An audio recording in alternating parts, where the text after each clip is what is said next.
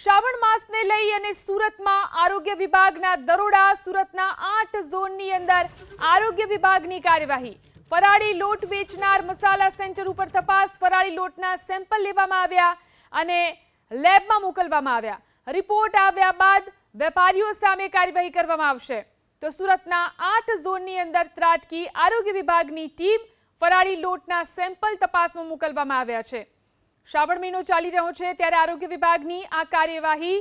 સુરતની અંદર ફરાળી લોટના સેમ્પલ તપાસ માટે લેબમાં મોકલવામાં આવ્યા છે। સુરતના 8 ઝોનની અંદર ત્રાટકી ટીમ। તો ફરાળી લોટના સેમ્પલ અલગ અલગ જગ્યાએથી લેવામાં આવ્યા છે। આ ઉપરાંત મસાલા સેન્ટર ઉપર પણ તપાસ કરવામાં આવી। ભેળસેળને લઈ અને આ તમામ નમૂનાઓ લેવામાં આવ્યા છે અને તપાસ માટે મોકલવામાં આવ્યા છે। તો તપાસનો રિપોર્ટ આવ્યા બાદ વેપારીઓ સામે કાર્યવાહી કરવામાં આવશે।